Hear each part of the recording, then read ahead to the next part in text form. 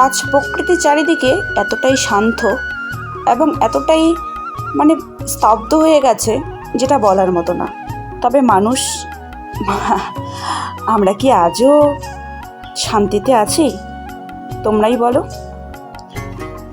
আমাদের মনে সুখ শান্তি কোনোটাই মানে সুখ থাকলেও শান্তিটা বর্তমানে আমাদের মনে নেই, কারণ তোমরা সবাই জানো। তো শুভ সকাল বন্ধুরা, চলে এলাম আজকেও একটা তোমাদের সামনে ধামাকাদার ব্লগ নিয়ে। তো জানি না কতটা কি তোমাদের সঙ্গে শেয়ার করতে পারবো কি পারবো না, তো তবে আমি চেষ্টা করব। তো তোমরা সকলে কেমন আছো কমেন্ট করে জানাবে। আর আমি কিন্তু কালকের তুলনায় আজকে আরও বেশি খারাপ অবস্থায় আছি। কারণ হচ্ছে আমার যে মনে করো পিঠে মানে কোমর থেকে যে মেরুদণ্ড রয়েছে, তো সেটা আমার এতটাই মানে খারাপ পরিস্থিতি, মানে যেটা আমি অনুভব করতে পারছি যে আমার কিছু একটা হয়েছে। আমি এদিক সেদিকেও শুয়ে মানে বিছানার মধ্যে থাকতে পারছি না, সোজা করে শুয়েও থাকতে পারছি না। সারাটা রাত পায়চারি করে করে ঘরের মধ্যে কাটিয়েছিলাম। আর তার সাথে হচ্ছে আজকে সকালের অপেক্ষায় আমি অপেক্ষা করছিলাম যে সকালটা কখন হবে, ভোরের আলোটা কখন ফুটবে। যখনই ভোর হয়ে গেছিলো তখনই উঠে পড়েছিলাম। উঠে পড়ে তারপর দেখি আর হাঁটা চলাও করা যাচ্ছে না। তো রান্নাঘরে এসেছি, বসে বসে রান্নাটুকু করছি। তোমাদের দাদাভাই কাজে গেছে, তো তোমাদের দাদাভাই এসে খাবে। সকালবেলা আজকেও কিচ্ছু খায়নি, শুধু এক গ্লাস জল আর একটা বিস্কিট খেয়ে বেরিয়েছে। তো ভাবছিলাম তাড়াতাড়ি করে আগে রান্নাটা করে নিই, তারপর দেখা যাক কী করা যায়। আর ডাক্তার যেহেতু আমার বাপের বাড়ির পাশেরই এক কাকু, তো মানে সদর আমাদের জলপাইগুড়ি সদর হাসপাতালের ডাক্তার, তো সে কিন্তু ডেলিভারি করায় এবং হচ্ছে খুবই ভালো একজন ডক্টর। তোমরা হয়তো অনেকেই চিনবে, তো এখন আর নাম বলছি না। তো আমি কিন্তু কাকুকে ফোন করেছিলাম, আমি তো যেহেতু কাকু বলে ডাকি, তো কাকুকে ফোন করেছিলাম, কাকুর সাথে কথা হলো। তো দেখা যাক কি করা যায়। হয়তো আমি যেতে পারলে একবার যাবো, আর গেলে তোমাদের সঙ্গে শেয়ারও করব। আর এই দেখো আমার স্বাদের অনুষ্ঠানের যে বাঁশগুলো লাগানো হয়েছে এখনও কিন্তু সেগুলো কিন্তু খোলা হয়নি, যেহেতু নিজেরই বাঁশ আর তোমাদের দাদা ভাইয়ে কিন্তু এগুলো লাগিয়েছে, সে কারণে হচ্ছে আলসিতে রয়েই গেছে। তো নিজের হলে যা হয় আর কি। তো রান্নাটাকে বসিয়ে দিয়েছি, এখনও পর্যন্ত উঠান টুঠান কোনো কিছু ঝাড় দেওয়া হয়নি শরীর খারাপের কারণে, কারণ আমি হেলাহেলি করতে পারছি না। তো আমাদের একটা ট্যাঙ্কি কিন্তু স্টকে আনা রাখে, তোমরা কম বেশি সবাই জানো। তো একটা ট্যাঙ্কি শেষ হয়ে গেছে গ্যাসের, আর একটা নতুন করে কালকে লাগানো হলো। তো যাই হোক, হচ্ছে একটা টমেটো দিয়ে আলু শুকটি মাছ দিয়ে ঝোল করব। পেঁয়াজ রসুন আদা কাঁচা লঙ্কা কেটে নিয়েছি। আর তার সাথে সাথে হচ্ছে মানে এদিকে হচ্ছে ওই চিচিঙ্গে ভাজিটা করছি। তো এটা তোমাদের দাদাভাই খুব খেতে ভালোবাসে। আর এদিকে কিন্তু আমি শুকটি মাছটাও ভাজি করে মানে তুলে রেখেছি। আর আমি এরকম ফোনের ফ্ল্যাশ জ্বালাচ্ছি না, কারণ কেমন জানি একটা হচ্ছে তার কারণে। তো এদিকে আমি কিন্তু মানে সুন্দরভাবে আলুটাকেও বসিয়ে দিয়েছি, যেটা আমি রান্না করব শুকটি মাছ দিয়ে। তো লবণ হলুদ দিয়ে একটু ভাজাভাজি করে জল দেব, জল দিয়ে ঢাকা দেবো ততক্ষণে সিদ্ধ হোক। আর তার সাথে অনেক কাজ রয়েছে, অনেক কিছু রয়েছে, হালকা পাতলা যতটা পারবো আমি চেষ্টা করব তোমাদের সঙ্গে শেয়ার করার। আমি আরও চাই যে আমি ডেলি ব্লগ দেওয়া শুরু করি, আর তোমরা অনেকে যেহেতু বলছো, তো চেষ্টাটা আমি খুবই করছি যে কোনো পরিস্থিতির মধ্যে দিয়েই। তার সাথে হচ্ছে এদিকে একটা মশলার কৌটোদানি, যখন আমি এ বাড়িতে প্রথম এসেছিলাম অষ্টমঙ্গলায় বাড়ি গিয়েছিলাম, তারপরে একটা বাজার করেছিলাম একদিন, তার এইসব আমি সব কিছু তখনই কিনেছিলাম। তো এখানে কিন্তু হচ্ছে সবজি মশলা, লঙ্কার গুঁড়ো, জিরে গুঁড়ো, গরম মশলা, তার সাথে আরও অনেক কিছু রয়েছে যেগুলো আমি আর বলছি না। আর এদিকে দেখো জলের বালতি, চাল রাখার ড্রামটা, বড় হাঁড়ি, তারপরে এই ঢাকনা সেট, এই যে সেটটা, তারপরে এই হাঁড়ি কড়াইটা, এগুলো কিন্তু তো সব আমার কিন্তু বিয়ের গিফট আর কি। তো অনেক কিছুই আমার কিন্তু আর কিনতে লাগেনি পরে। আর সবাই হয়তো জানেই আগের থেকেই যে নতুন সংসার মানে নতুন বউ এসে কী বা পাবে, তাই না? তাও কিন্তু আমি অনেক কিছুই আমি আগের থেকে কিনে রেখেছিলাম, সেগুলো শুধু অষ্টমঙ্গলায় গিয়ে এনেছিলাম। আবার অনেক কিছু কিনেও ছিলাম, জানো তো। সব তোমাদের আস্তে আস্তে বলবো, শেয়ার করব। তো বললাম ঘর ঝাড় দেওয়া হয়নি, আর আমি অনেক দিন যাবৎ ঘর ঝাড় দিই মানে আমি নিজে দেইনি, কারণ হচ্ছে বুনু আর ঠাম্মাই সকালবেলা উঠে দিয়ে নিয়েছিল, আমি একটু লেট করে উঠেছিলাম, তো যার কারণে তোমাদেরকে ব্লগ দেওয়া হয়নি, তোমরা দেখোনি। তো ঘরটার পুরো বিছনাপাটি সব কিছু করে নিয়ে আমি হচ্ছে এখনকার খাওয়া খাচ্ছি, বিস্কিট আর সাথে হচ্ছে একটু গরম দুধ, কারণ হচ্ছে আমার দুধটাও খেতে অতটা ভালো লাগে না, তবুও খেতে হয়, কি করব আর। আর তার সাথে হচ্ছে কিশমিশ কিছুটা খেয়ে নিয়েছিলাম। তারপরে একদম চলে এসেছিলাম দুপুরবেলা চান করে ঠাকুরকে পুজো দিয়ে তারপরে এসেছিলাম দুপুরের খাওয়াটা খেতে, মানে ভাত খেতে। তো যাই হোক, আমি এখানে পুরো স্পিড করে ভিডিওটা দিয়েছিলাম, এই কারণে হয়তো আমাকে রাক্ষসীর মতো লাগবে, আমি এটা নিজেও জানি। তো এটা নিয়ে তোমরা আবার কেউ কিন্তু ট্রোল করো না প্লিজ। তো যাই হোক, খাওয়া দাওয়া করে আমি একবারে আধা ঘন্টার মতো একটু বসেছিলাম ফ্যানের নিচে, তারপরে আবার চলে এলাম। কারণ আমার জানি না কেন খাওয়া দাওয়ার 1 ঘন্টা আধা ঘন্টা পর পরে আবার খেতে ইচ্ছে করছে, মানে এটা ওটা খেতে ইচ্ছে করছে। তো তোমাদের দাদাভাই কিন্তু বাড়ি এসেছে, এসে কিন্তু ও চলে গেছে নদীতে মাছ ধরতে। তো ও এসে ততক্ষণ ওদিকে মাছটা পরিষ্কার করুক। আর আমি কিন্তু মানে মাছ মাংস নিয়ে আসলে আমি কিন্তু নাড়ি না, কারণ ও ধুয়ে ধুয়ে পরিষ্কার করে দেয়, তারপর শুধু আমি রান্নাটা করি। রাত্রেবেলা তো কোনো দিনই না, রাত্রেবেলা মাছ মাংস আমাদের বাড়িতে ওঠে না, মানে আমার শরীরটা এরকম হওয়ার পর থেকে এই নিয়মটা।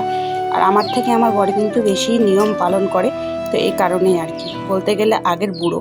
তো যাই হোক, এখন হচ্ছে বানাবো আমি লুচি, মানে 2-1টা বানাবো, বেশি বানাবো না, বেশি বানালে বেশি খাওয়া হবে আর সেটা শরীরের পক্ষে একদমই ভালো নয় এর জন্য। তো আমি কিন্তু আধা ঘন্টা আগে আটাটাকে মানে মেখে রেখেছিলাম ভাত খাওয়ার আগেই। তো সেটাই এখন হচ্ছে লেচি কেটে গোল গোল করতে না পারলেও যেরকমভাবে পারবো চেষ্টা করব। আর আমি আজকে গোল করে কোনো কিন্তু লুচি বানাবো না, তোমরা দেখতেই পারবে, তোমাদের সঙ্গে শেয়ারই করব। আর আজকে আমি যেটা বানাবো সেটা হচ্ছে সরিষার তেল দিয়ে। তো চলো, যেমন তেমন করে বেলে নিয়ে তারপরে হচ্ছে কেটে নিলাম চারদিকে 4টা পিচ করে। আর আমাকে আজকে এভাবেই খেতে ইচ্ছে করছে, জানি না কেন, তবে তেলটা প্রচুর গরম হয়ে গেছে, মধ্যে ভেজে নেব। কিন্তু খুব সুন্দর করে ফুলছে দেখো, মানে খুবই মুচমুচে হয়েছে। আর হচ্ছে একটা একটা করে সবকটা আগে ভেজে নিই, আর একটা শেষেরটা ওটা নিমকির মতন করে কেটে কেটে নিয়েছি, কাটা নিমকির মতন করে সেটা নিয়েছি। সেটা হচ্ছে অ্যাকচুয়ালি আমাদের টমির জন্য ছোট ছোট করে ওগুলো বানিয়েছিলাম, যে ও খাবে। আর এতে কিন্তু চিনি লবণ দেওয়া আছে, তাই ও টেস্ট পায়, এর খেতে কিন্তু ভালোবাসে। তো এগুলো হচ্ছে আমি কিছু কিছুগুলোকে তুলে রাখছি আর কিছু কিছুগুলো রেখে দিচ্ছি। আর তোমাদের দাদাভাই মানে এইসব জিনিসপত্র ওর এমনই পছন্দ, এসব খাওয়া দাওয়া, যে দেখলে পরে আর থাকবে না, সত্যি কথা এটা। আর মানে যেগুলো যেগুলো আর কি হয় মানে প্রেগনেন্সিতে, তো তোমরা তো জানোই যে আমার 7 মাসের স্বাদ দিয়ে দিয়েছে, তার মানে এটা 7 মাস চলছে। আর তার সাথে কি বলো তো, যত দিন যাচ্ছে তত পরিস্থিতিটা এমন হয়ে যাচ্ছে। আগে কিন্তু আমার এরকমটা হতো না যে এটা খেতে ইচ্ছে করছে ওটা খেতে ইচ্ছে করছে, কিন্তু ইদানিং এখন আমার কিন্তু এরকমটা হচ্ছে।